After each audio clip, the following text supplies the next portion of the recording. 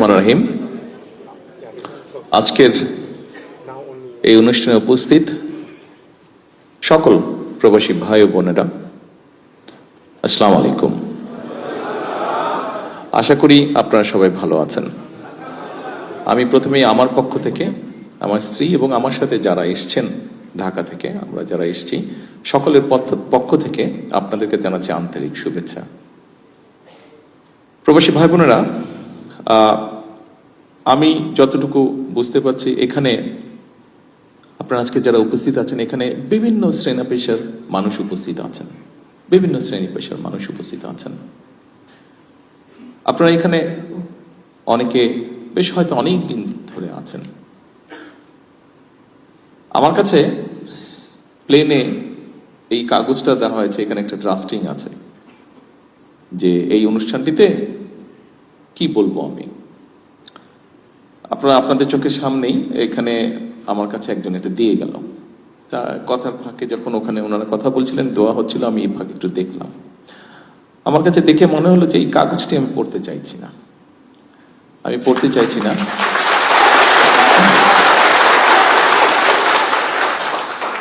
আমি এতগুলো বাংলাদেশি যখন আমার সামনে আছে, আপনারা যারা এখানে বিভিন্ন কারণে এই দেশে আছেন, আপনাদের সাথে আমি আমার কিছু চিন্তা ভাবনা আপনাদের সাথে শেয়ার করতে চাই।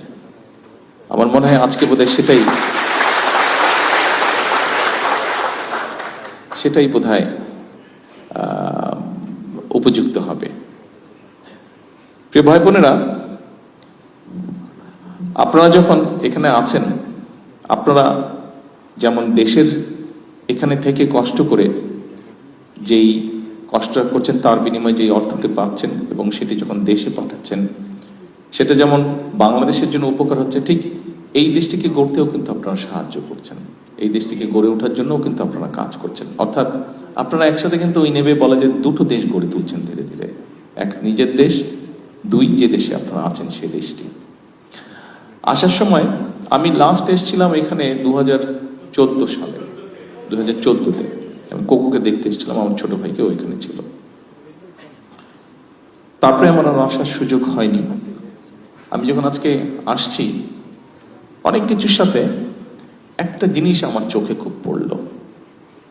রাস্তাঘাটগুলো অনেক পরিষ্কার ঢাকা থেকে, রাস্তাঘাটগুলো অনেক পরিষ্কার ঢাকা থেকে। শুধু ঢাকাই বা বলি কেন, বাংলাদেশের কম বেশি সকল জায়গা থেকে রাস্তাগুলো, এখানকার রাস্তাগুলো পরিষ্কার। এয়ারপোর্ট থেকে এই পর্যন্ত যখন আসলাম, দেখুন এই রাস্তাগুলো পরিষ্কার যারা রাখতে সহযোগিতা করছে, তাদের মধ্যে কিন্তু আমাদের ভাইরাও আছে। আমার প্রশ্নটা হলো, আমরা যদি বিদেশে পরিষ্কার রাখতে পারি, আমরা কেন দেশে পারবো না? আমরা কেন দেশে পারবো না? আমি এই কথাটাই আপনাদের সাথে শেয়ার করতে চাইছি। আপনারা যারা মালয়েশিয়াতে আছেন, আমাদের আরো বাংলাদেশি ভাইরা, প্রবাসী ভাইরা যারা পৃথিবীর বিভিন্ন দেশে আছেন, সবাই যখন বিদেশে যান, বিদেশে থাকেন, বিদেশে পরিশ্রম করছেন, যে দেশেই আছেন, সেই দেশটিকে যেমন গড়ে তুলতে সাহায্য করছেন, একই সাথে নিজের দেশকেও গড়ে তুলতে সাহায্য করছেন পরোক্ষভাবে। তা আমরা অন্য দেশ যদি গড়ে তুলতে সাহায্য করতে পারি, তা আমরা কেন নিজের দেশ করতে পারবো না? ডেফিনেটলি পারবো। হয়তো আমাদেরকে আরেকটু পরিকল্পনা করতে লাগবে। প্রিয় ভাই বোনেরা, আমি সেরকম বিষয় থেকে আজকে আপনাদের সামনে আমি কতগুলো কথা তুলে ধরতে চাই, আমাদের কিছু চিন্তা ভাবনা। যেমন প্রথমে যদি ধরি যে এই যে মালয়েশিয়া সরকারের আমন্ত্রণে গত নির্বাচনে আমরা যখন আলহামদুলিল্লাহ আল্লাহর মতে জয়যুক্ত হলাম, প্রথম যে কয়েকজন ব্যক্তি আমাকে ফোন করে অভিনন্দন জানিয়েছিলেন, তার মধ্যে ডক্টর আনোয়ার ইব্রাহিম, মালয়েশিয়ার প্রধানমন্ত্রী, উনি তার মধ্যে প্রথম দুই একজনের মধ্যে উনি একজন জানিয়েছেন, এবং উনি আমাকে আমন্ত্রণ জানিয়েছেন আসার জন্য। সেই আমন্ত্রণেই আজকে এখানে এসেছি। কালকে ইনশাল্লাহ ওনার সাথে দেখা হবে, ওনার সাথে আমরা কথা বলবো। আমি জানি এখানে অনেকেই জানতে চাচ্ছেন হয়তো কি কি কথা হতে পারে,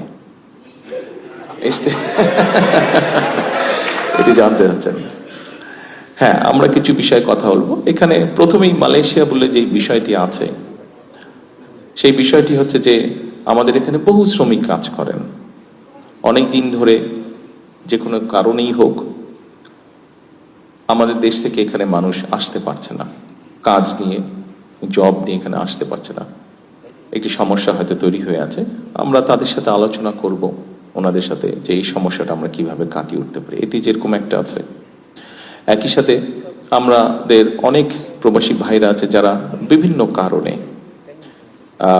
তাদের অনিচ্ছাকৃত কারণ হোক, বিভিন্ন কারণে অনেকেই বিভিন্নভাবে এই দেশের আটকে আছেন, দেশে ফিরতে পারছেন না। যতটুকু আমাদের কাছে হিসাব আছে প্রায় 2000-এর কাছাকাছি হবে মানুষ, বোধহয় বিভিন্নভাবে মিলিয়ে মানুষগুলো বিভিন্ন জায়গায় আটকে আছে। আমরা চেষ্টা করব এই মানুষগুলোকে কিভাবে এখান থেকে মুক্ত করা যায়, অন্তত ওনাদের সাথে আলোচনা করব এখানকার সরকারের সাথে।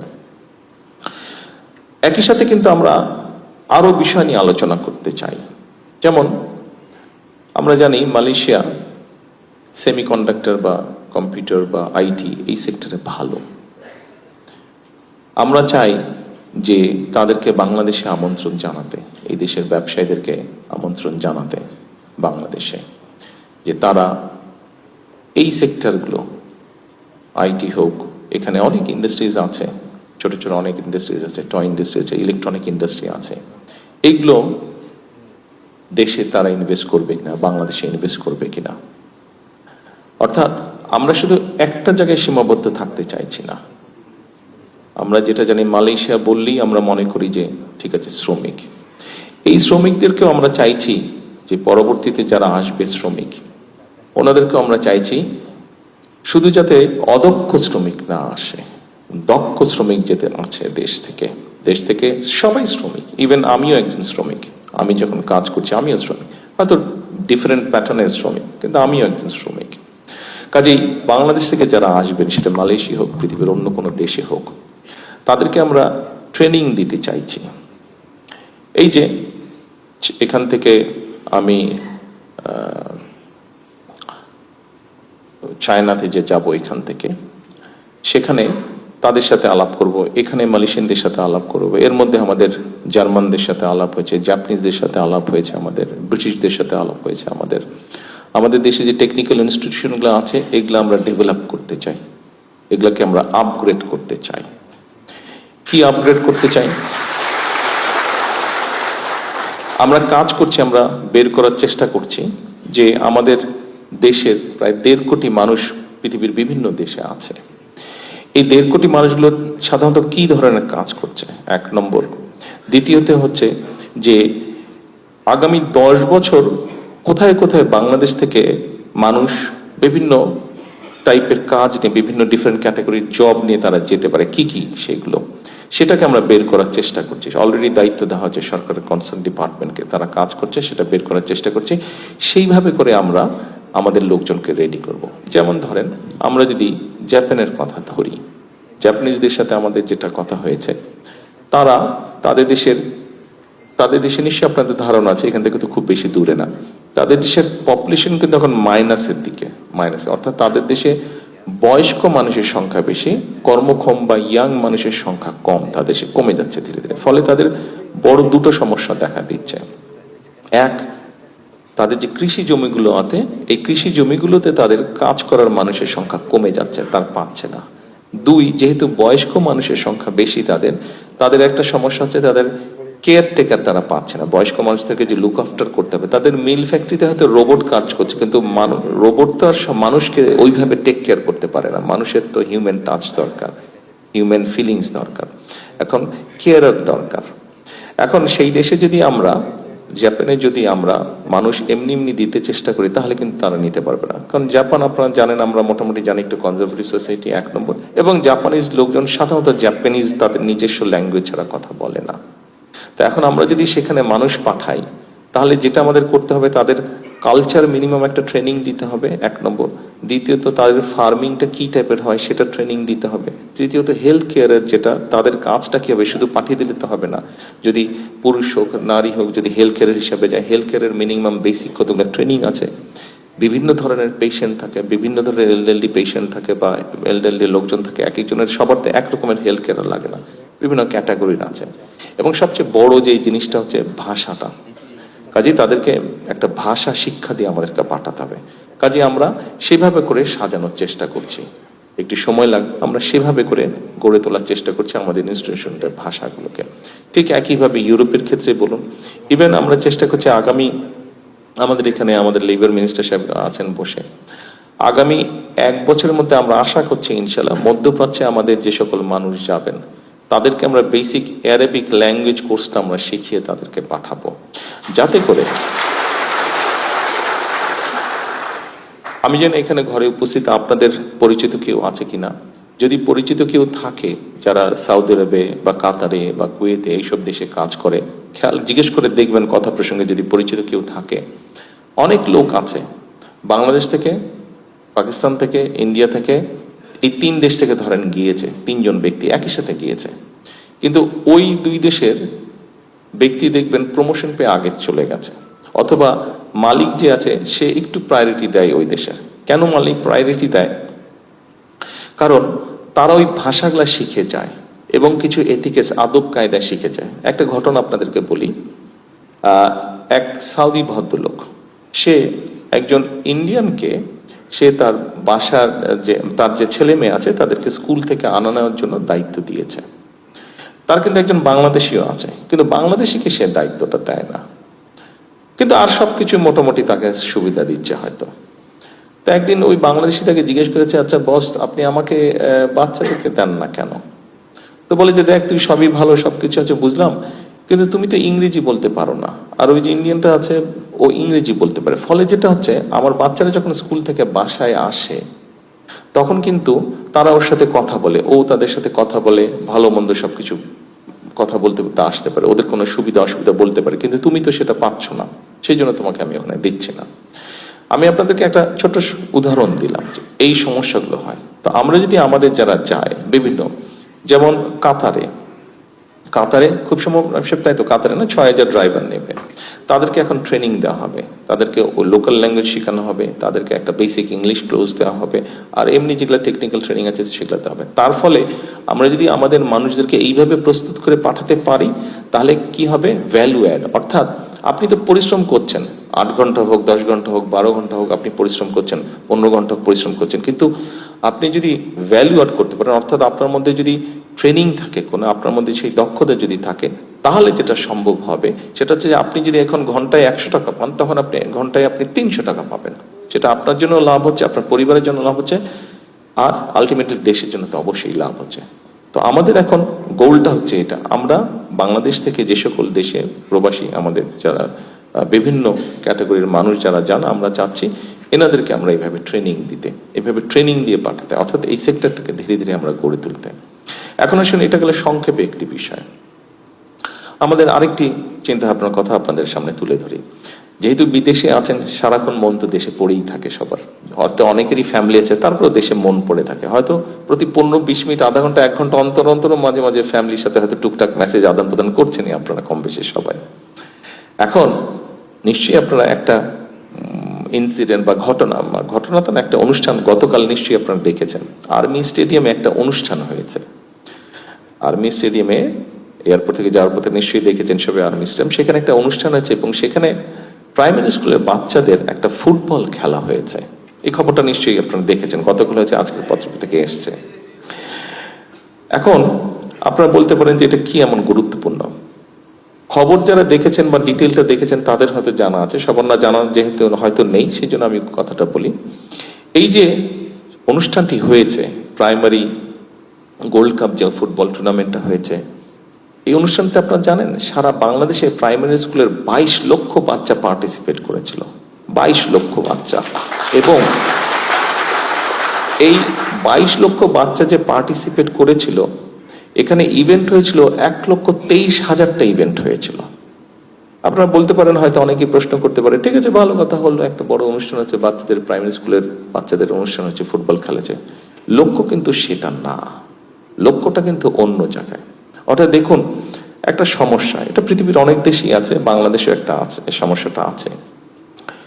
এখন এই সমস্যাটাকে তো আপনাকে অ্যাড্রেস করতে হবে এবং একই সাথে আপনাকে আরো অনেকগুলো পরিকল্পনা চিন্তা করতে হবে। আসুন সমস্যা কি সেটা আমরা তুলে ধরি সংক্ষেপে। সমস্যাটা হচ্ছে ড্রাগের একটা সমস্যা, আপনারা জানেন কম বেশি আমাদের সমাজে আছে। এখন একটা বাচ্চা, সে প্রাইমারি স্কুলের বাচ্চা হোক, সে সেকেন্ডারি স্কুলের বাচ্চা হোক, ইন্টারমিডিয়েট লেভেলের বাচ্চা হোক, অর্থাৎ বয়সটা কত, 8 বছর, 15 বছর, 20 বছর, 22 বছর, এই যে বাচ্চাটা, এই এই এই বয়সের বাচ্চারা যারা, এদের কিন্তু মানসিক এবং শারীরিক অসম্ভব এনার্জি থাকে। আমরা এই বয়সটা পার হয়ে এসেছি, কাজে আমরা জানি এই গাছে উঠে যাচ্ছে, এই দেওয়ালে উঠে যাচ্ছে, এই পুকুরে ঝাঁপ দিচ্ছি, কিছু একটা করছি, মানে অর্থাৎ কিছু একটা করতে ইচ্ছা করে, সারাক্ষণ মাইন্ড কাজ করছে, মন কাজ করছে, সারাক্ষণ ব্রেন কাজ করছে, এবং আমরা সেটা তো বার্ন করতে হবে কোথাও। এখন দেখেন দেশে খেলার মাঠগুলো হয় দখল হয়ে গিয়েছে, এই গল্প বলে তো আর লাভ নেই, এটা কম বেশি সবাই আমরা জানি। খেলার মাঠ বলতে গেলে নেই দেশে। আচ্ছা, শহরগুলোতে বলতে গেলে ঢাকা শহরে তো নেই, বড় শহরগুলোতেও খুব লিমিটেড। এখন এই বাচ্চাগুলোকে তো আপনার একটা এভিনিউ দিতে হবে, তাদের যে এনার্জিটা, মানসিক এবং শারীরিক যে এনার্জিটা, তো বার্ন করার জায়গা দিতে হবে। আপনি যখন তাকে খেলার সুযোগ দিবেন না, বন্ধ করে দিবেন, আপনি যখন তার, অনেকের মধ্যে অনেক কোয়ালিটি আছে, এখানে আপনারা আছেন অনেকে, আপনারা যে আমাদের বিভিন্ন জাতীয় দিবস হয়, 26শে মার্চ হয়, 16ই ডিসেম্বর হয়, 21শে ফেব্রুয়ারি, অনেকেই আপনারা কিন্তু গান করেন, অনেকে মিউজিক্যাল ইনস্ট্রুমেন্ট বাজান, অনেকে কেরাত প্রতিযোগিতা করেন, স্পোর্টসে অনেকে ভালো আছেন। এই যে আপনাদের মধ্যে এই কোয়ালিটিগুলো, একটা মানুষ, বাচ্চারা যারা আছে, যে বাচ্চাগুলোর আমি কথা বললাম, এই বাচ্চাগুলোর মধ্যে তো এই এনার্জিটা আছে এবং তাদের এই কোয়ালিটি আছে। অনেকের কারো গান শিখতে ইচ্ছা করে, কারো নাচ শিখতে, কারো ছবি আঁকতে ইচ্ছা করে, কারো কবিতা আবৃত্তি করতে ইচ্ছা করে, কারো কেরাত প্রতিযোগিতা করতে ইচ্ছা করে। এখন আমাদের এরা আমাদের সন্তান, আমাদের ভবিষ্যৎ। আমাদেরকে তো উপায় বের করে দিতে হবে যে সে যাতে সঠিক ডাইরেকশনে থাকে। এরকমই একটি ডাইরেকশন হচ্ছে, আমরা চাইছি যে আমাদের বাচ্চাদেরকে আমরা খেলার মাঠে ফিরে নিয়ে আসি। সারাদিন ফেসবুক থাকা অথবা অন্য কোনো আকর্ষণ থেকে, অন্য কোনো কিছুর ভিতর থেকে আমরা আস্তে আস্তে আমাদের জেনারেশনটাকে নিয়ে আসি প্রোডাক্টিভিটিতে। এবং সে কারণেই এই প্রাইমারি স্কুলে আমরা খেলার আয়োজন করেছি। শুধু তো ফুটবল হয়েছে, ইনশাল্লাহ অন্য স্পোর্টস, অর্থাৎ একটি বাচ্চা, আমাদের মূল যেটি পরিকল্পনা হচ্ছে, লং টার্ম যেটি পরিকল্পনা হচ্ছে, একটি বাচ্চা, এখানে আপনাদের যাদের ফ্যামিলি আছে, যাদের ছেলেমেয়েরা আছে স্কুলে, আপনি দেখেন বাচ্চা যখন সকালে স্কুলে যাচ্ছে, খেলাধুলা লেখাপড়া সব করে যখন সে বিকেলে বা সন্ধ্যায় বাসে আছে, তখন কিন্তু সে অসম্ভব টায়ার্ড থাকছে, কোন রকমের হোমওয়ার্কটা করে ধামাস ঘুমিয়ে পড়ছে সে, তাই না? তাই তো বিষয়টা। অর্থাৎ আমরা চাইছি আমাদের বাচ্চারা সকালবেলা যাবে, স্কুল করবে, খেলাধুলা করবে, অথবা অন্য তার যেই কোয়ালিটি থাকবে, যেই এক্সট্রা ক্যারিকুলামের কোয়ালিটি থাকবে, সেইটার সুযোগ তাকে দেওয়া হবে। অর্থাৎ একটা প্রোডাক্টিভ ভাবে তার টাইমটা, তার মেধাটা, তার শক্তিটা, সবকিছু সে একটা প্রোডাক্টিভ কিছুতে প্রয়োগ করে। সেই ফেসবুক বলেন, ইন্টারনেট বলেন, বা অন্য খারাপ কিছু বলেন, সেখান থেকে ধীরে ধীরে ধীরে ধীরে এদেরকে বের করে নিয়ে আসা। অর্থাৎ আমরা আসার সময় যে সাইনবোর্ডটা দেখলাম, এডুকেশন ফার্স্ট না কি জানি একটা দেখলাম না, তুমি দেখালে যে, হ্যাঁ, এডুকেশন ফার্স্ট, এখানে আসার সময় নিশ্চয়ই আপনাদের চোখে পড়েছে, আমি দেখিনি, জুবায়েদা উনি দেখেছেন, একটা সাইনবোর্ড কোনো এক জায়গায় এয়ারপোর্ট রোডে লেখা ছিল এডুকেশন ফার্স্ট, এডুকেশন ফার্স্ট, বিরাট একটা জায়গায় লেখা ছিল, উনি আমাকে বললেন এডুকেশন ফার্স্ট। অর্থাৎ আমাদের টার্গেটটা হচ্ছে এটা। আমাদের বাচ্চাদের মধ্যে, আমরা অন্য দেশের প্লেয়ারদেরকে নিয়ে গল্প করি, দেখেন রিসেন্টলি আমাদের ইয়াং মেয়েরা বলেন, ছেলেরা বলেন, ক্রিকেট বলেন, ফুটবল বলেন, ভালো করছে, কিন্তু ইন্টারন্যাশনাল এভিনিউতে আমাদের ছেলেমেয়েরা কিন্তু ভালো করছে। দেখেন যখন আপনি পত্রিকা পড়েন যে মেয়েরা ফুটবলে চ্যাম্পিয়ন হয়েছে, ছেলেরা ক্রিকেটে ভালো করেছে, ভালো লাগে না নিজের কাছে? নিজে তো ভালো, তো এটা তো আমাদেরই সন্তান। আমাদের লক্ষ্যটা ওটাই হচ্ছে, অর্থাৎ আমরা আমাদের বাচ্চাদেরকে খেলাধুলায় নিয়ে যেতে চাইছি, যে খেলুক। আমরা স্কুল থেকে, সরকার থেকে ব্যবস্থা করবো, স্কুলগুলোতে বিভিন্ন রকম খেলার ব্যবস্থা করব। আমরা একটা প্রতিযোগিতা শুরু করেছি, আপনাদের অনেকেরই একটা নাম খুব পরিচিত আছে, নতুন করি। এটা শহীদ রাষ্ট্রপতি জিয়াউর রহমান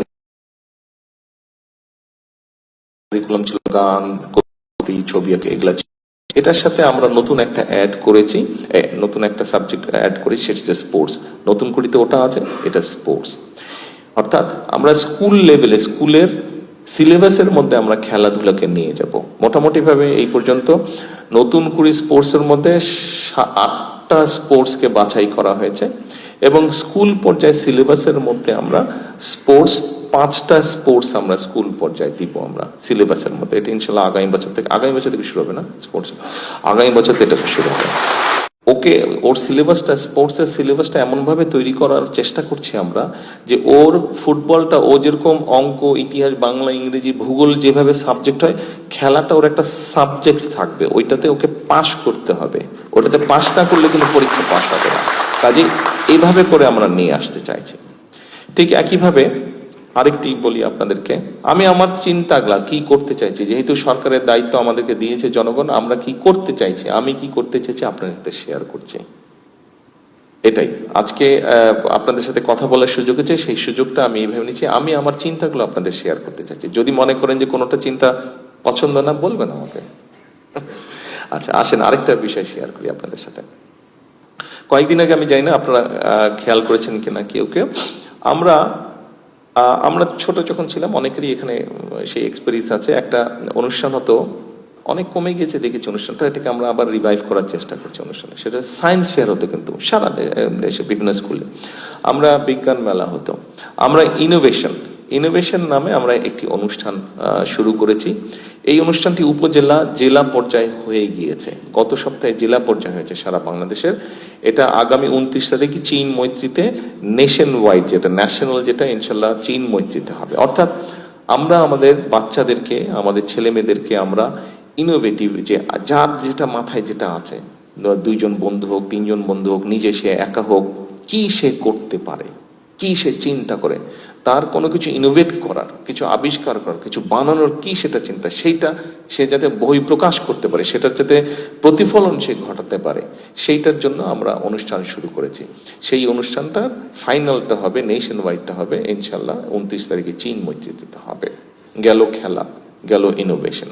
এবার আসেন, এরপরে আমরা স্কুল সিলেবাসের মধ্যে যেটা নিয়ে আসতে চাইছি। আমি এই জন্য বাচ্চাদের কথা বলছি বা স্কুলের কথা বলছি, আপনাদের সামনে তুলে ধরছি এই কারণে, এরা আমাদের ভবিষ্যৎ। আমাদেরকে তো আমাদের ভবিষ্যৎটা ঠিক করতে হবে। আমরা যদি ভবিষ্যৎটা ঠিক না করি, আমরা শুধু অন্য দেশের বাচ্চাদের দিকে চাই থাকবো, আরে এত ভালো করে ফেললো, ও এত ভালো করে ফেললো, অমুক দেশের বাচ্চা এত ভালো করে ফেললো। আরে ভাই, আমাদের নিজেদের বাচ্চাদের খবর নাই, এটা কোনো কথা হলো? আমাদের নিজেদের বাচ্চাদেরকে রেডি করতে হবে, বিকজ এদেরকে যদি আমরা মানুষ করে গড়ে তুলতে পারি, তাহলেই বাংলাদেশটা একদিন টার্ন রাউন্ড করবে। এটা, this is how I see it, how I believe it. Action culture আমরা যেটা করতে চাইছি, আমরা 5-6টা সাবজেক্ট রাখবো কালচার। একটা হতে পারে আর্ট, মিউজিক হতে পারে, কবিতা আবৃত্তি হতে পারে, কেরাত প্রতিযোগিতা হতে পারে। এই সাবজেক্টগুলো আমরা স্কুল সিলেবাসের মধ্যে নিয়ে আসবো। অর্থাৎ কেউ যদি গান শিখে, তাকে ওই গান ওইভাবে শেখার আমরা ব্যবস্থা করব, এবং তাকে পরীক্ষা হবে রীতিমতন। কেউ যদি মিউজিক্যাল ইনস্ট্রুমেন্ট বাজানো শিখে, তাকে ওইভাবেই সিলেবাস দেওয়া হবে, ওইভাবেই তার পরীক্ষা হবে। কেউ যদি কেরাত প্রতিযোগিতায় থাকে, তার ওরকমভাবেই পরীক্ষা হবে। অর্থাৎ তার ভিতরে যে কোয়ালিটিটা আছে, সেটাকে আমরা বের করে আনতে, সেটাকে একদম ঝালাই করে একদম তাকে সুন্দরভাবে তৈরি করতে চাচ্ছি। অর্থাৎ এখন আপনি চিন্তা করেন, এই যেই কয়েকটা আমি শুধু কথা বললাম, তারপরে তো ভুলেই গেলাম আরেকটা বলতে, সেটা হচ্ছে আমরা ভাষাটাও তাদেরকে দিতে চাইছি। আমরা খুব সময় 6টা ভাষা ঠিক করেছি। আমি 6টা ভাষা, খুব আমাদের 6টা ভাষা আমরা ঠিক করেছি। একটা হচ্ছে ইংরেজিটার উপরে আমরা জোর দিব। আমাদের বাচ্চার মানি না মানি, হয়তো শহর পর্যায়ে প্রাইভেট স্কুলে যেই বাচ্চাগুলো পড়ে, তাদের ইংরেজি হয়তো ভালো, কিন্তু আপনি সরকারি স্কুলগুলোতে যান, সেটি ঢাকা শহরে হোক, সেটি জেলা পর্যায়ে হোক, উপজেলা পর্যায়ে বা গ্রাম পর্যায়ে, বাদই দিলাম, সিরিয়াস অবস্থা, ডেঞ্জারাস অবস্থা। কাজেই আমরা চাচ্ছি বাচ্চাগুলোকে ইংরেজিতে আস্তে আস্তে দক্ষ করে তুলতে, এবং ইংরেজির পাশাপাশি আমরা আরেকটি ভাষা, এখন আপনারা জিজ্ঞেস করতেন কোন সে ভাষা, আমরা 6টি ভাষা, 5টা থেকে 6টা ভাষা আমরা টার্গেট করেছি। কোন 6টি ভাষা? 1 হচ্ছে অ্যারাবিক, 2 হচ্ছে জাপানিজ, 3 হচ্ছে ম্যান্ডারিন। 3 হচ্ছে, আপনারা অনেকেই ম্যান্ডারিনের সাথে পরিচিত। ম্যান্ডারিনের ভাষা কিন্তু বাড়ছে, ওদের যেহেতু পৃথিবীতে ব্যবসা বাণিজ্য সবকিছু বাড়ছে, ম্যান্ডারিন ভাষা বাড়ছে, প্রয়োগটা বাড়ছে, ব্যবহারটা বাড়ছে। ম্যান্ডারিন 3, 4 হচ্ছে জার্মান, বললাম জার্মান, অ্যান্ড ইটালিয়ান ল্যাঙ্গুয়েজ, বোধহয় 5 ইটালিয়ান ল্যাঙ্গুয়েজ। এই 5টা ভাষা আমরা যে বাচ্চা 5টাই শিখবে, যে নট দ্যাট, সে যে 5টা শিখবে নট দ্যাট, এখন তার যেটা ইচ্ছা সে শিখবে, বাট ইংরেজিটা তাকে শিখতে হবে, ইংরেজির সাথে আরেকটা ভাষা সে শিখবে, সেটা এই যে কটা বললাম এর মধ্যে একটা হতে পারে। এখন আপনি চিন্তা করে দেখেন, আপনি একটা জিনিস চিন্তা করে দেখেন, আমি জিনিসটা এইভাবে চিন্তা করছি।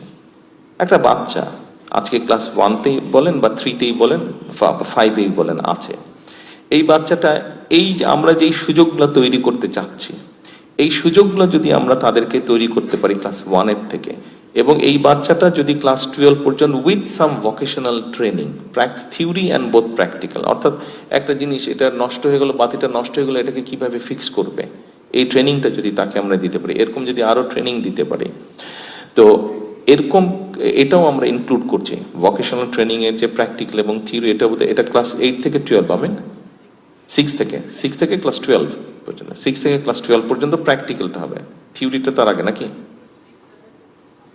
ও 6-7 থিওরি, 8 থেকে, হ্যাঁ, এই 6-7 থিওরি ওই বোর্ডের মধ্যে আছে, তো ওই জন্য ওকে মাঝে মাঝে জিজ্ঞেস করছি আমি। তো 6-7 হচ্ছে থিওরি, এবং তারপরে 8-9-10 প্র্যাকটিক্যাল।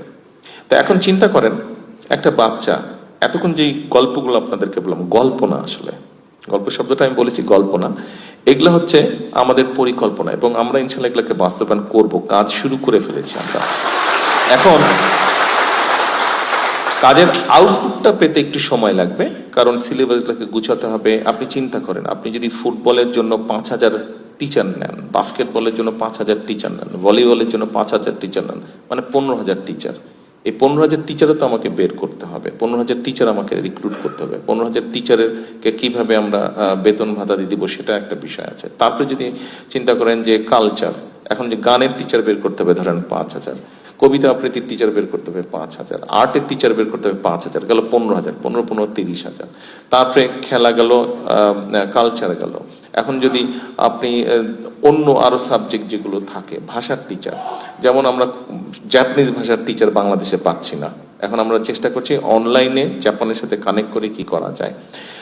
ইটালিয়ান পেয়েছি আমরা, আমরা এনাফ টিচার পাচ্ছি না, সেই জন্য একটু সময় লাগছে, কিন্তু দেশের ভিতর থেকে আমরা চেষ্টা করছি টিচারগুলো, অর্থাৎ কাজগুলো শুরু হয়ে গিয়েছে, কাজগুলো শুরু করেছে।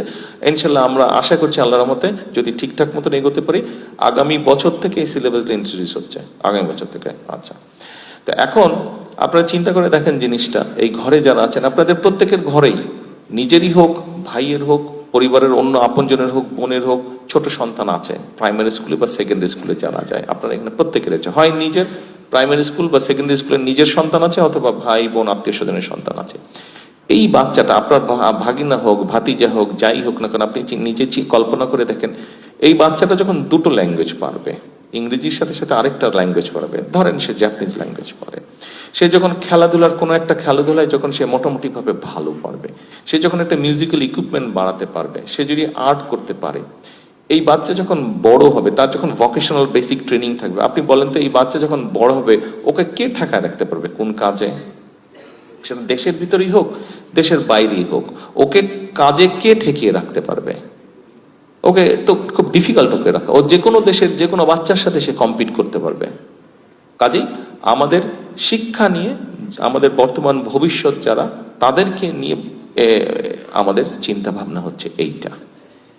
আমি আপনাদেরকে অনেক কিছু বলতে পারতাম, কিন্তু আপনাদেরকে আমি ভবিষ্যৎ আমি কিভাবে চিন্তা করছি, আমাদের যারা ভবিষ্যৎ দেশ গড়ে তুলবে। যেমন গতকালকে আমি বাচ্চাদেরকে যখন অ্যাড্রেস করছিলাম, আমি তো ওদেরকে একটা কথা বলেছিলাম, আমরা তো বুড়ো হয়ে যাচ্ছি, নেক্সট টার্ম তোমাদেরকে রেডি হতে হবে। আমি জিনিসটা ওভাবে দেখি, জিনিসটা ওভাবে বিশ্বাস করি বলেই আমি কথাটা ওইভাবে বলেছি, এবং জিনিসটা ওভাবে বিশ্বাস করি বলেই আমাদের পরিকল্পনাটা আমরা এইভাবে সাজাচ্ছি। এখন এরপরে আসুন, আমার আরেকটি কাজ বা চিন্তা ভাবনা আপনাদের সাথে আমি শেয়ার করতে চাই।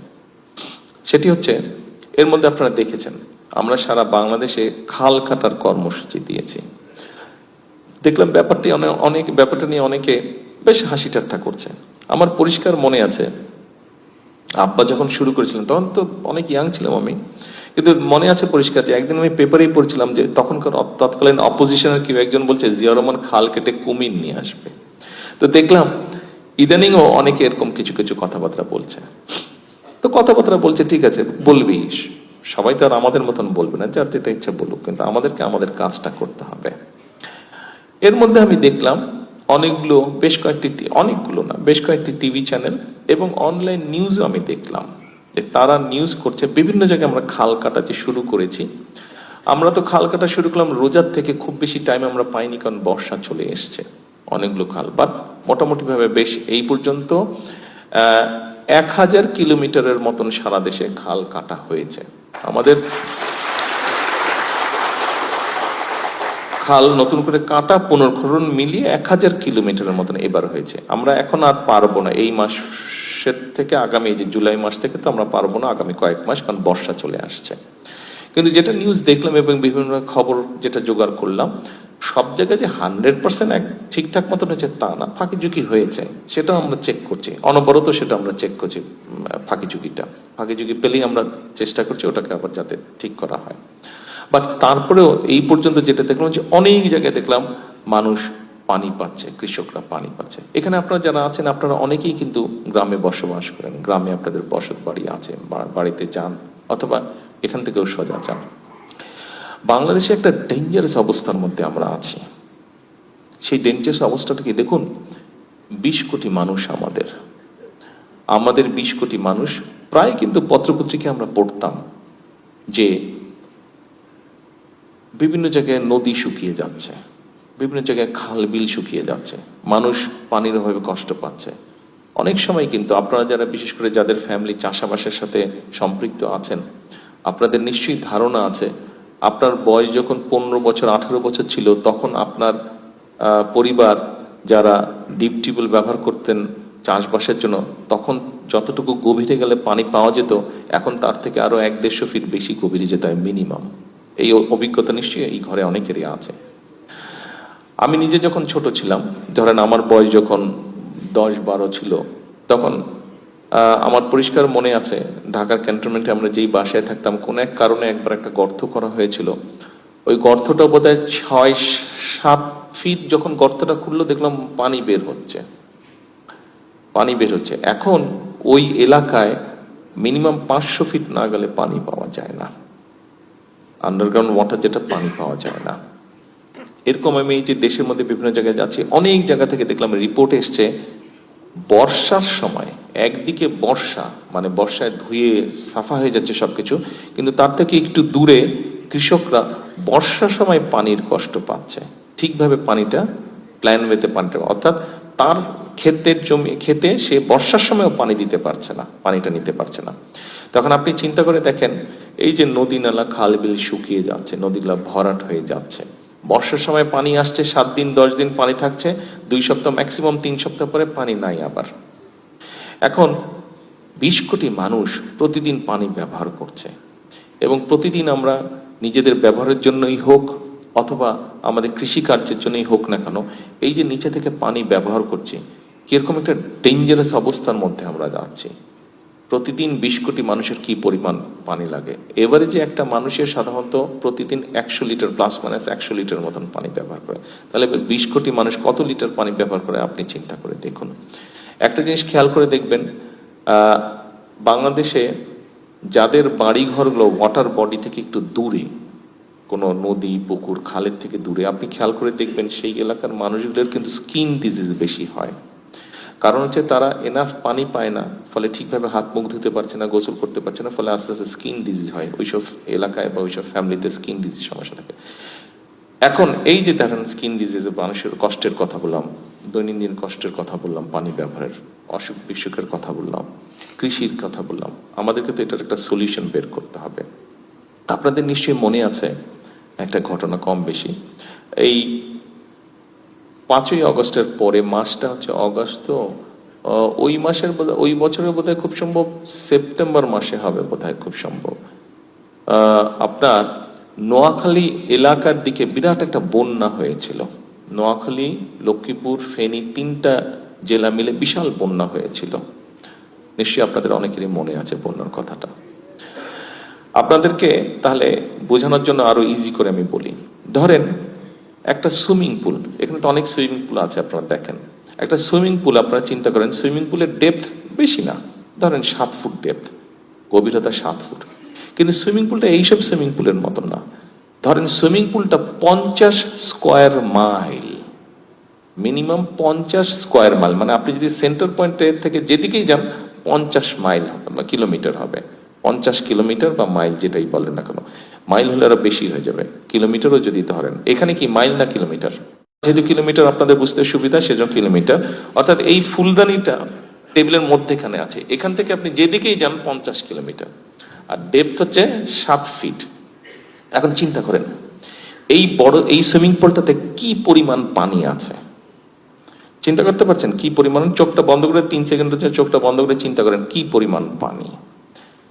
এই যে বন্যার যেটার কথা বললাম, এই বন্যাটার সময় ব্যাপারটা অনেকটা এরকমই হয়েছিল। এখানে ফেনী, লক্ষ্মীপুর, নোয়াখালী থেকে কেউ আছেন? ওয়াও, বেশ অনেকজন আছেন, গুড, থ্যাংক ইউ। তো এখন আপনারা চিন্তা করে দেখেন, যেহেতু এটা আপনারা ওই এলাকার মানুষ, আপনারা চিন্তা করে দেখেন, অথবা যে যার জেলা সেই জেলাটাই চিন্তা করে দেখেন, এই 3টা জেলা মোটামুটি ব্যাপক পুরাটা কিন্তু সেই প্রায় 3 সপ্তাহের মতন, 2.5 সপ্তাহের মতন পানির নিচে ছিল। কি পরিমাণ পানি! 3 সপ্তাহ পরে কিন্তু এক পানি নাই, আর পানি নাই, এতগুলা পানি নাই। আপনি পানি ক্রিয়েট করতে পারবেন? পানি আপনি ক্রিয়েট করতে পারবেন? আপনি পানি ক্রিয়েট করতে পারবেন না। কোথায় গেল পানিগুলো? সব সমুদ্রে চলে গেল। আমরা যেটা করতে চাইছি, এই যে পানিটা 2 সপ্তাহ বা 3 সপ্তাহের জন্য ছিল, এই যে বিশাল এক সুইমিং পুলের পানি, 50 স্কোয়ার মাইল সুইমিং পুলের পানি, এই পানিটাকে আমরা ধরে রাখতে চাইছি, পানিটাকে আমরা ধরে রাখতে চাইছি। এই জন্যই আমরা সারা দেশে খাল খনন করতে চাইছি। এই খালগুলোর ভিতরে যখন বর্ষার সময় বাড়তি পানিগুলো আসবে, এই খালগুলোর ভিতরে আমরা নিয়ে যেতে চাইছি।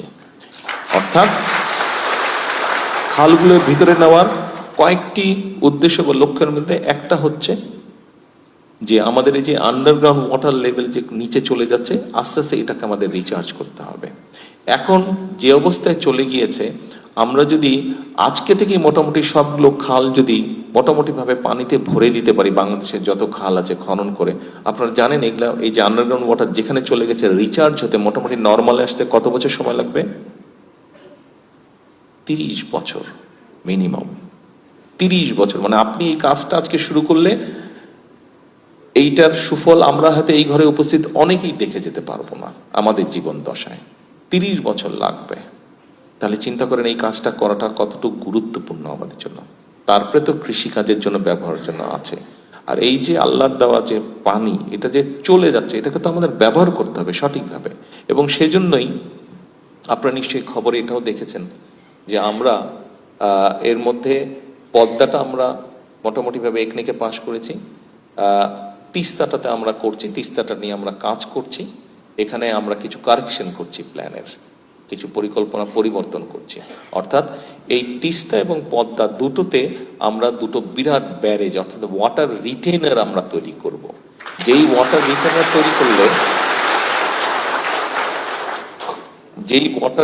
তৈরি করলে আমরা লক্ষ লক্ষ টন পানি বর্ষার সময় আমরা ধরে রাখতে পারবো। ড্রাই সিজনে এটিকে আমরা আমাদের সুবিধা মতন আস্তে আস্তে আমরা এটিকে আমরা ছাড়বো। বিশেষ করে পদ্মাটা আমাদের জন্য খুব গুরুত্বপূর্ণ, এই জন্য তিস্তার মতন পদ্মা দুটোই গুরুত্বপূর্ণ। পদ্মাটা আমাদের গুরুত্বপূর্ণ, পদ্মার সাথে যেই পানিটা গেছে, পদ্মা নদী দিয়ে যমুনা নদীতে যেই পানিটার বঙ্গোপসাগরে পুরো গিয়ে পড়েছে, এই পানিটাকে যদি আমরা ফ্লোটা ঠিক করে ছেড়ে দিতে পারি, তাহলে এখন এই ফ্লোটা কমে যাওয়ার কারণে সমুদ্রের পানি ভিতরে ঢুকছে, সুন্দরবনের ওদিক দিয়ে ভিতরে ঢুকছে। ফলে হচ্ছে কি সবকিছু নোনতা হয়ে আমাদের কৃষি জমি থেকে আরম্ভ করে সবকিছু নষ্ট হয়ে যাচ্ছে, গাছপালাগুলো নষ্ট হয়ে যাচ্ছে, ওখানকার পশু পাখিকে এফেক্ট হচ্ছে। কিন্তু আমরা যদি এই বিরাট ওয়াটার রিটেনারটা তৈরি করতে পারি, তখন এখান থেকে আমরা মেজার্ড ওয়েতে আমরা পানি ছাড়তে পারবো। ফলে ওই প্রেশারটাকে তখন আমরা ম্যানেজ করতে পারবো, ওই প্রেশারটাকে ব্যালেন্স করতে পারলে সমুদ্রের পানিটা তখন আর ভিতরে ঢুকবে না। ফলে জিনিসটা আস্তে আস্তে আস্তে আবার আমরা হয়তো ঠিক করে আনতে পারবো। ঠিক একইভাবে আমরা তিস্তাতে এখন যেরকম আছে, তিস্তা ব্যারেজ আছে, তিস্তার ভিতরে আমরা খালগুলোতে পানি নিয়ে যেতে পারবো, কিন্তু এনাফ না সেটা। এবং সেই জন্যই আমরা কথা বলবো, এই যে আমরা যাচ্ছি, আমরা ওদেরকে বলবো, ওদের থেকে টেকনিক্যাল, ওদের সেই অভিজ্ঞতা আছে, আমাদের সেই টেকনিক্যাল অভিজ্ঞতা এখনো অতটা হয়তো নেই আমাদের। তারপরে আমাদেরও ইঞ্জিনিয়াররা আছে, ওনারাও চেষ্টা করছেন যে আমরা ওদেরকে বলবো যে আমাদেরকে এই ওয়াটার রিটেনার তারা তৈরি করে দিতে পারে কিনা, যেটা আমরা আমাদের কৃষিকাজ হোক, ব্যবহারের জন্য হোক, সব কিছুতে আমরা এটা ব্যবহার করব। অর্থাৎ আমরা আমাদের এই সম্পদগুলোকে, আমরা পানি সম্পদটাকে আমরা আমাদের কাজে ব্যবহার করতে চাই। এখন আপনাদের সামনে গেল পানির কথা, গেল আমাদের ভবিষ্যৎ প্রজন্মের কথা। এখন আরো দু একটি বিষয় আপনাদের সামনে তুলে ধরতে চাই। আপনারা নিশ্চয়ই একটি খুব কথা শুনেছেন, এর মধ্যে কথাটা খুব পপুলার হয়ে গেছে, বিশেষ করে মা বোনদের কাছে কথাটা খুব পপুলার হয়ে গেছে গ্রামে গঞ্জে, that is family card. Family card নামক একটা কার্ডের কথা আপনারা শুনেছেন। এখন এই ফ্যামিলি কার্ডটা সম্পর্কে আমি বলতে চাই। এই ফ্যামিলি কার্ডটা নেই আমি আর মাহাদি আমিন আমরা প্রায় 11 বছর আগে থেকে কাজ শুরু করেছি। এই ফ্যামিলি কার্ডটার কনসেপ্টটা আমরা ডেভেলপ করছি। এখন বলতে পারেন যে এই ফ্যামিলি কার্ডটা বাই নাও সবাই জানেন। এই ফ্যামিলি কার্ডটা আমরা বাংলাদেশে আমরা হিসাব করে দেখেছি, যেই ডাটা আছে সেই ডাটার হিসাবে আমরা দেখেছি যে প্রায় 4 কোটির মতন ফ্যামিলি আছে। যেই ফ্যামিলির এভারেজ মানুষের সংখ্যা, এভারেজ সংখ্যা হচ্ছে 5 জন হিসাবে ধরলে 4 কোটির মতন ফ্যামিলি আছে। তো আমরা যেটা সিদ্ধান্ত নিয়েছি যে ফ্যামিলি কার্ডটা নামে একটা কার্ড আমরা দিব, এবং এই কার্ডটা আমরা দিব পরিবারের যে মহিলা প্রধান আছে, যিনি পরিবারটা ডে টু বেসিসে ডেইলি পরিবারটা চালান, এই মহিলার হাতে আমরা অর্থটা দিব। আমাদের যেটা রিসার্চের রেজাল্টটা বললে আমার উপরে একাংশ খুশি হয়, একাংশ খুব বেজার হয়। যারা খুশি হন তারা হচ্ছে নারীরা খুশি হন, কারণ আমাদের রিসার্চটা আমাদেরকে বলছে যে আপনি যখন একটা সাপোর্ট, ফাইন্যান্সিয়াল সাপোর্ট একজন নারীর হাতে দিবেন, সে ওটা চিন্তা ভাবনা করে খরচ করে, সে তার পরিবারের কথা চিন্তা করে, পরিবারের সিকিউরিটির কথা চিন্তা করে, ভবিষ্যৎ চিন্তা করে, সেভাবে প্ল্যান করে সে খরচ করে। আমরা যতই বলি, অনেকে বিভিন্নভাবে বলে যে না নারীরা অত চিন্তা করে না, কিন্তু নারীরা কিন্তু ঠিকই চিন্তা করতে পারে। তারা প্ল্যান ওইভাবেই করে সেই অর্থটা, সেই রিসোর্সটা সেভাবে ব্যবহার করে। ছেলেদের ক্ষেত্রে দেখা যায়, ছেলেদেরকে একটা রিসোর্স দিলে ছেলেরা একটু গিয়ে গল্প গুজব করে বন্ধু বান্ধব নিয়ে রিসোর্সটা নষ্ট করে ফেলে। তো আর সব ক্ষেত্রে হয়তো না, কিছু কিছু এক্সেপশনসও আছে, বাট ওভারঅল রিসার্চ তাই আমাদেরকে বলে। তো সেই জন্যই আমরা সেই জন্য না, অ্যাকচুয়ালি ব্যাপার হচ্ছে আরেকটা বিষয়। দেখুন আমাদের সামাজিক প্রেক্ষাপটে যেটা হচ্ছে যে 20 কোটি মানুষ, আমরা যত যে যাই প্ল্যান করি না কেন, এই 20 কোটি মানুষের দেশটা যদি আমরা চিন্তা করি, দেখেন মালয়েশিয়া বিশাল একটা দেশ, কিভাবে ল্যান্ড ওয়াইজ বিশাল, কিন্তু পপুলেশন কত এখন? 2.5 কোটি, ওদের 3 কোটি পপুলেশন। 3 কোটি মানে ঢাকা শহরে যেই পপুলেশন থেকে, ঢাকা শহরে বোধহয় 3 কোটির বেশি পপুলেশন থেকে, মানে পুরা মালয়েশিয়াকে আপনি ঢাকা শহরে নিয়ে আসেন, সাইজ অফ দি ঢাকা শহর মালয়েশিয়া। কিন্তু আপনি যদি ওভাবে চিন্তা করেন, তার মানে 20 কোটি মানুষ, ইটস এ হিউজ কান্ট্রি। 3 গুণ ইউকের, 3 গুণ ইউকের মানুষ হচ্ছে 7 কোটি, বাংলাদেশ হচ্ছে 20 কোটি মানুষ, কাজে ইউকেরও 3 গুণ বড়, তার মানে কত বিশাল একটা দেশ। এখন এই দেশটি আপনি যতই পরিকল্পনা করেন, আপনি যদি একটা অংশকে, অর্থাৎ 20 কোটির মধ্যে 10 কোটি নারী, এই নারীকে যদি আপনি পিছনে ফেলে রাখেন, তাহলে তো আপনি এগোতে পারবেন না। ইভেন আপনি আপনার সংসার নিয়ে কথা চিন্তা করে দেখেন না কেন, আপনার নিজের ফ্যামিলি নিয়ে চিন্তা করে দেখেন, আপনার এবং আপনার ওয়াইফ দুইজনে যদি মিলিতভাবে সংসারটা রান না করে, আন্ডারস্ট্যান্ডিং এর ভিত্তিতে যদি রান না করে, আপনার বিভিন্ন রকম সমস্যা হবে, সংসারে হবে না। ঠিক দেশটা কিন্তু এরকমই একটা বিষয়। এবং এই নারীদেরকে আমরা এম্পাওয়ার্ড করতে চাই। দেশনেত্রী বেগম খালেদা জিয়া যখন দেশ পরিচালনা করেছিলেন 91 এবং তারপরে 2001 সময়, উনি দুটো যুগান্তকারী পদক্ষেপ নিয়েছিলেন। সেটা হচ্ছে নারীদের শিক্ষা কিন্তু উনি ফ্রি করে দিয়েছিলেন। প্রথমে 1 থেকে 10, পরে ক্লাস 12 পর্যন্ত উনি ফ্রি করে দিয়েছিলেন নারীদের শিক্ষা। এই মেয়েরা কিন্তু শিক্ষিত হয়েছে, এখন এদেরকে আমাদেরকে এম্পাওয়ার করতে হবে অর্থনৈতিকভাবে। এর ভিতরে আমরা আরেকটি সিদ্ধান্ত নিয়েছি যে আমরা এই মেয়েদেরকে আমরা আরো এডুকেট করতে চাই, এবং তার হিসাবে আমরা ডিগ্রি পর্যন্ত মেয়েদের ফ্রি করার চিন্তা করেছি, পরিকল্পনা করেছি মেয়েদের শিক্ষা ব্যবস্থার দিক থেকে। দেশনেত্রী খালেদা জিয়া ইন্টারমিডিয়েট পর্যন্ত করে গিয়েছেন, ওই লিগ্যাসিটিকে টেনে আমরা ডিগ্রি পর্যন্ত নিতে চাচ্ছি। এবং অ্যাডেড যেটা করতে চাইছি, যারা ভালো করবে তাদেরকে আমরা স্কলারশিপের ব্যবস্থা করব, মেয়েদেরকে, নারীদেরকে। আচ্ছা, এখন আসেন, এই যে বললাম ফ্যামিলি কার্ড, এই ফ্যামিলি কার্ডের মাধ্যমে আমরা মহিলাদের হাতে ধীরে ধীরে, প্রথমে আমরা যারা নিডি, যারা ওয়ার্কিং ক্লাস, নিডি, দুস্থ, নিম্ন মধ্যবিত্ত, এরকম নিম্নবিত্ত, এই ধরনের মহিলা যারা আছেন, ফ্যামিলি যারা আছেন, তাদেরকে আমরা প্রথমে এটা দেবো। আপনি হয়তো বলতে পারেন যে 2,500 টাকা কি? দেখুন, আপনার কাছে হয়তো 2,500 টাকা কিছু না, কিন্তু দেশের গ্রামে আপনি যান, 4 কোটির মধ্যে 2 কোটি পরিবার পাবেন যার কাছে 2,500 টাকা অনেক মূল্যবান টাকা, অনেক মূল্য যার কাছে। এবং এই 2,500 টাকা যদি আপনি তাকে দেন, সে কিন্তু তখন প্রথমেই যেটা করবে, কারণ আমি নিজে দেখেছি, দেখা থেকে আমি তখন বুঝলাম যে আমি যা চিন্তা করেছিলাম, আমরা যে 11 বছর ধরে কাজ করছিলাম, তাহলে আমাদের চিন্তার সাথে আস্তে আস্তে জিনিসটা বাস্তবে মিলছে। কি সেটা? যারা পেয়েছে তাদেরকে জিজ্ঞেস করেছে, সাংবাদিকরা, ওই যে ওখানে সাংবাদিকরা আছেন, ওনাদের মধ্যে অনেকে জিজ্ঞেস করেছেন, যখন যেখানে বিভিন্ন জায়গায় ফ্যামিলি কার্ড আছে, যে কি করবেন টাকাটা দিয়ে। বলে প্রথমে আমার দেখবো প্রয়োজনীয় ওষুধ যেটা সেটা কিনবো, তারপরে বাচ্চাদের প্রয়োজনীয় যে জিনিসটা সেটা কিনবো।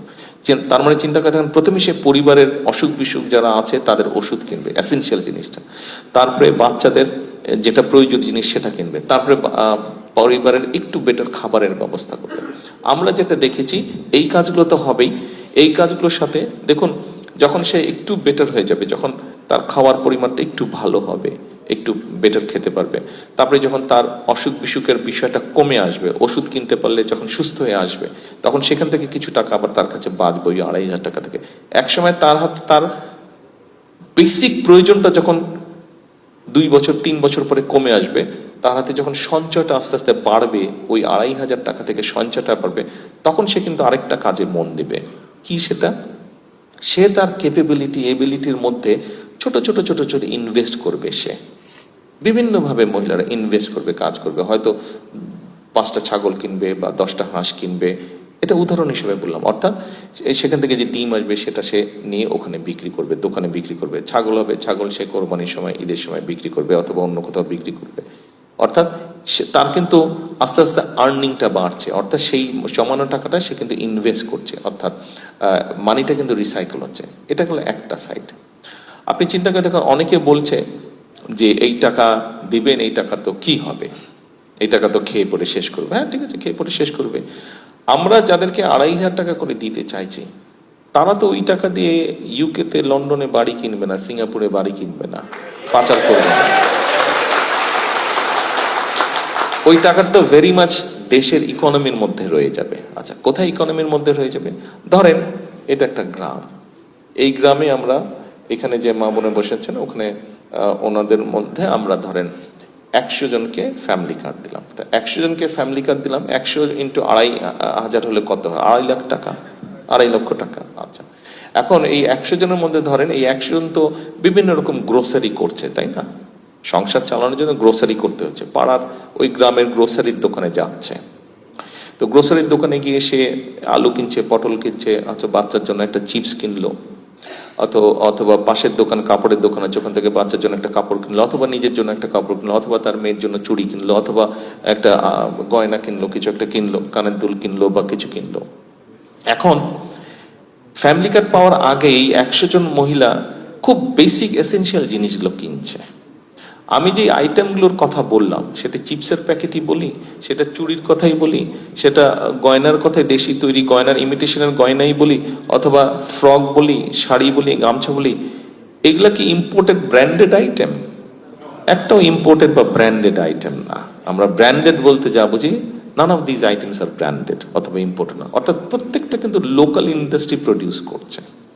এখন যখনই ওনারা এই মুহূর্তে, যারা পায় নাই, এই মুহূর্তে যখন তারা ফ্যামিলি কার্ড পায়নি, তারা শুধু বেসিক জিনিসগুলো কিনছে ওই দোকান থেকে।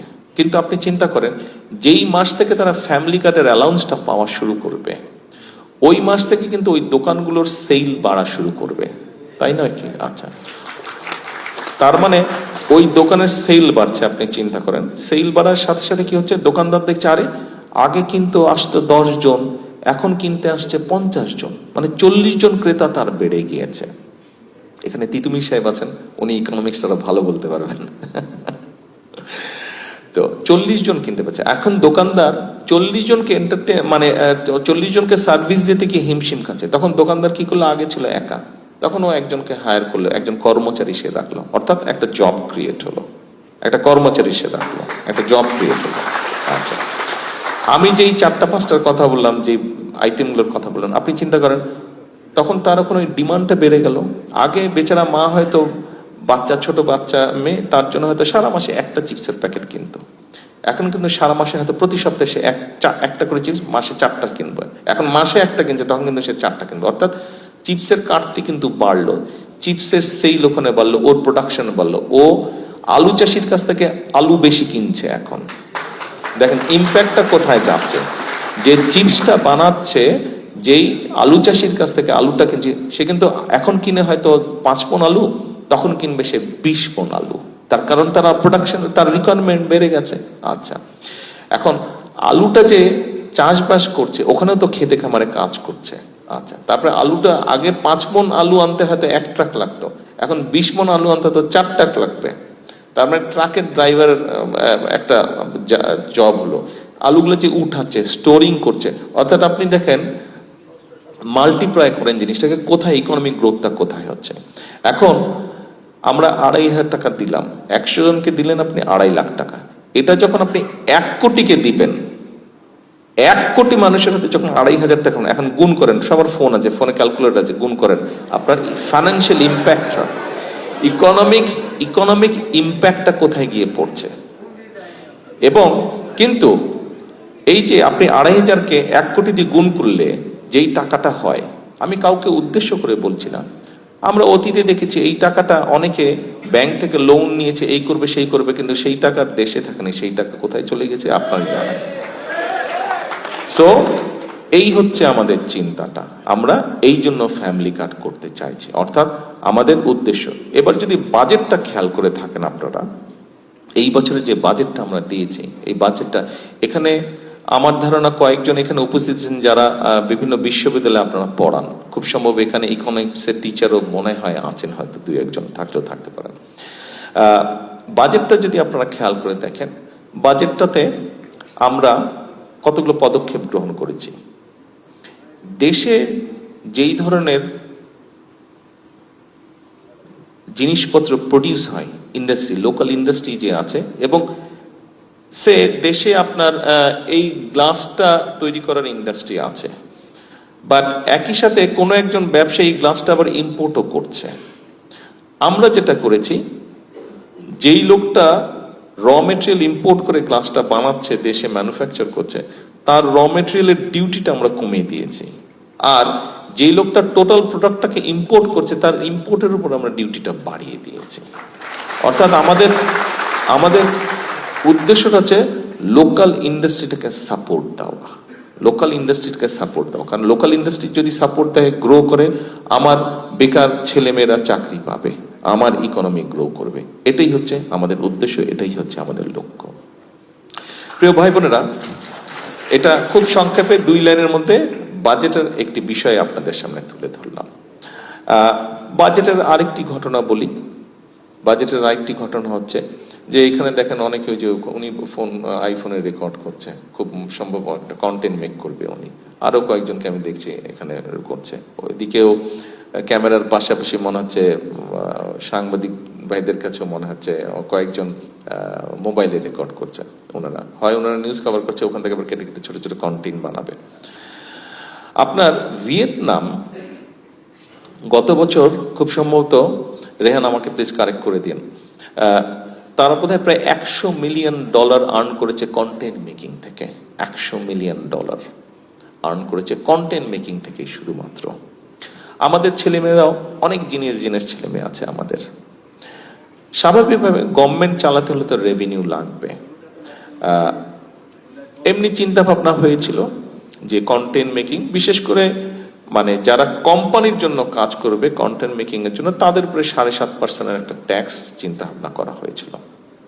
আমরা যখন বসলাম, যারা কাজ করে, আমরা যারা পলিটিশিয়ান, আমরা যখন বসলাম যে না, এটা করা যাবে না। এটা এই জন্য করা যাবে না বিকজ আমাদের এই ইন্ডাস্ট্রিটা গ্রো করছে 1 নম্বর, এবং এখানে অনেক ছেলে মেয়ে আছে যারা এইটা করেই বেচারারা চলে, এটা করেই সে তার ফ্যামিলিকে সাপোর্ট দিচ্ছে, এটা করেই তার নিজেকে সে সাপোর্ট দিচ্ছে। আমরা এখনই তাদের উপর ট্যাক্স ইম্পোজ করতে চাই না, সেই সম্পূর্ণ সেটাকে আমরা 0 ট্যাক্স আমরা করে দিয়েছি। অর্থাৎ এই আইটি সেক্টরটাকে আমরা গ্রো করতে চাই। আপনারা যদি আইটি সেক্টর নিয়ে আরো যেসব বিষয় আছে বাজেটে, আইটি সেক্টরে যদি যান, দেখবেন যে সব জায়গায় ট্যাক্স উঠিয়ে দিয়েছি আমরা, অথবা ট্যাক্স রিডিউস করে দিচ্ছি। প্রত্যেকটা আইটেম উঠবে, সেটা ল্যাপটপ হোক, কম্পিউটার হোক, সব জায়গায় কিন্তু কমন হয়েছে সব জায়গায়। অর্থাৎ এই সেক্টরটাকে আমরা উঠাতে চেয়েছি, আমাদের ইয়াং জেনারেশনের মধ্যে যারা এইটাতে ভালো, আইটিতে যারা বলে, তারা যাতে উৎসাহ পায়, তারা যাতে সেখানে জব ক্রিয়েট করতে পারে, নিজেদের জবের জন্য ক্রিয়েট করতে পারে, অন্যের জন্য জব ক্রিয়েট করতে, ওই স্কোপটা আমরা তৈরি করতে চাইছি। আচ্ছা, এরপরে অনেকগুলো তো আলাপ করলাম, এরপরে আর কোন বিষয়টা আলাপ করা যায়? হ্যাঁ, প্রবাসী, বুঝতে পারছি, কৃষি কার্ড, প্রবাসী কার্ড।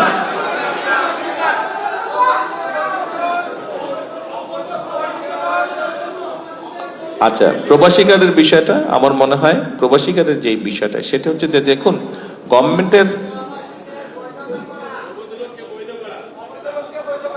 না অবৈধ, শুনেন শুনেন, আপনারা এখানে তো বিদেশে আছেন, আপনারা এখানে বিদেশে আছেন, আপনি যেই দেশে আছেন, আপনি মানেন বা না মানেন, আমি মানি বা না মানি, এখানে তো আপনাকে এই দেশের আইনে চলতে হবে, বাস্তবতা বুঝতে হবে আপনাকে।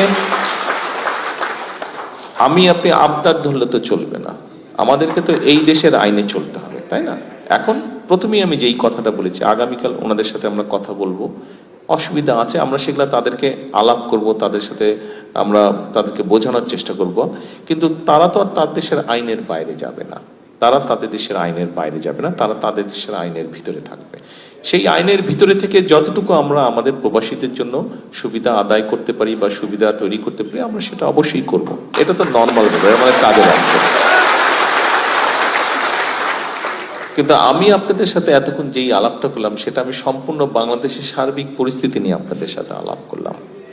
সেই সার্বিক পরিস্থিতি, অর্থাৎ আমরা দেশটাকে আমরা কোথায় নিতে চাইছি, আমরা কোন দিকে নিতে চাই, অনেকগুলো চ্যাপ্টার আছে, অনেক সেক্টর আছে, অনেক দিক আছে, সবগুলো তো আলাপ করলে রাতভর কাবার হয়ে যাবে। তো জার্নি করে এসেছি, কালকে আবার সারাদিন প্রোগ্রাম আছে, ইচ্ছা থাকলেও কথা বলতে পারবো না, তো কালকের জন্য প্রস্তুতি নিতে হবে, রাতও হয়ে গেছে অনেক। তো এখন প্রিয় ভাই বোনেরা, মূল বিষয় যেটি হচ্ছে যে দেখুন, আমরা 30 লক্ষ কোটি টাকার দেনা নিয়ে এই সরকার কাজ শুরু করেছে। এর ভিতরে তো দুর্নীতি ছিলই, এর ভিতরে বিভিন্ন রকম অরাজকতা ছিলই, এর ভিতরে আমরা দেখেছি প্রশাসন বলুন, সেটি বিভিন্ন টাইপের প্রশাসন বলুন, নির্বাচন কমিশন বলুন, সবকিছু একটা অরাজক অবস্থার মধ্যে ছিল। কাজে এই সম্পূর্ণ শিক্ষা ব্যবস্থা ধ্বংসের দ্বার প্রান্তে, স্বাস্থ্য ব্যবস্থা ধ্বংসের দ্বার প্রান্তে, দেশের নির্বাচন ব্যবস্থা ধ্বংসের দ্বার প্রান্তে ছিল, অর্থনৈতিক অবস্থা ভঙ্গুর, মাত্র যেটা বললাম। তো এই সবগুলো ব্যবস্থাকে অ্যাড্রেস করে নিয়ে, এই সবগুলো ব্যবস্থাকে আমাদেরকে ধীরে ধীরে অ্যাড্রেস করতে হচ্ছে। কাজেই মূল যে বিষয়টি হচ্ছে, আমাদের হতাশ হবার কোনো কারণ নেই, বাংলাদেশ নিয়ে হতাশ হবার কোনো কারণ নেই। আমাদের সামনে, আপনাদেরকে এতটুকু বলতে চাই যে বাংলাদেশ, আমি দৃঢ়ভাবে বিশ্বাস করি বাংলাদেশের সামনে একটি অত্যন্ত সুন্দর এবং উজ্জ্বল ভবিষ্যৎ আছে। তবে এখানে একটি বিরাট তবে আছে, তবে হচ্ছে যে আমাদেরকে এর জন্য পরিশ্রম করতে হবে, আমাদেরকে এর জন্য কষ্ট করতে হবে, এবং সবচেয়ে বড় বিষয়টি হচ্ছে যে আমাদেরকে এর জন্য ধৈর্য ধারণ করতে হবে, ধৈর্য ধারণ করতে হবে আমাদেরকে। যেই কথাটি দিয়ে আমি শুরু করেছিলাম, যে দেখুন, আসার সময় যেই জিনিসটা সবচেয়ে বেশি, এটা তো ঠিক আছে, নতুন রাস্তা হবে, বিল্ডিং হবে, এগুলো তো চোখে পড়েই, এটা তো কোনো জিনিস না। কিন্তু যেই উদাহরণটা আমি আপনাদের সামনে দিয়ে শুরু করেছিলাম, যে ঢাকার থেকে রাস্তাগুলো অনেক পরিষ্কার লেগেছে আমার কাছে, এবং এই পরিষ্কারের সহায়তা কিন্তু, বা পরিষ্কার করার কাজটা কিন্তু আমার দেশের ভাইরাই করছে।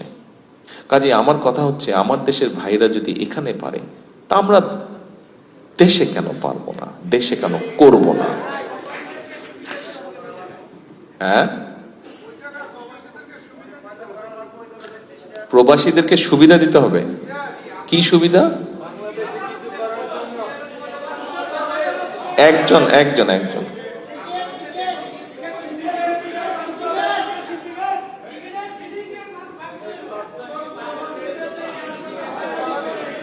আচ্ছা ভাইরা, সবাই একটু চুপ করবেন।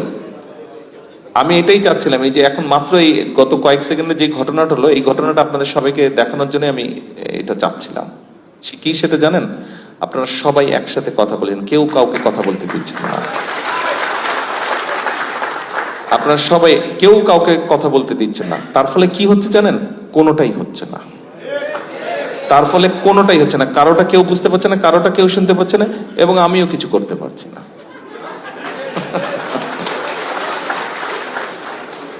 এই জায়গাটা থেকে আমাদের আসতে হবে। প্রিয় ভাই বোনেরা, প্রিয় প্রবাসী ভাইয়েরা, দেখুন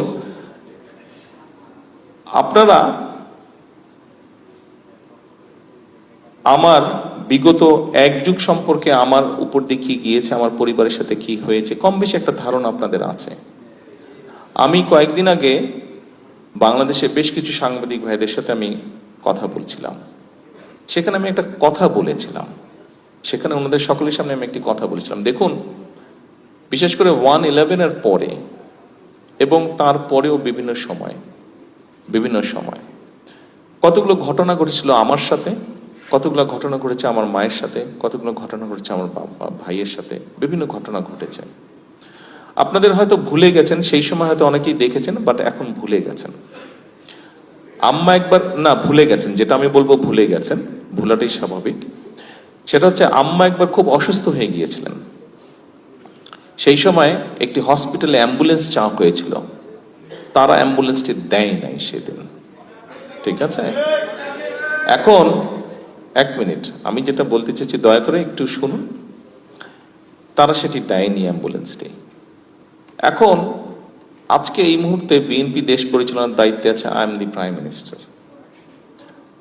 আমি চাইলে ব্যক্তিগত আক্রোশ থেকে হয়তো আমি প্রতিশোধ নিতে পারি, কিন্তু আমি যদি নেই তাতে বেনিফিটটা কি হবে বলতে পারেন?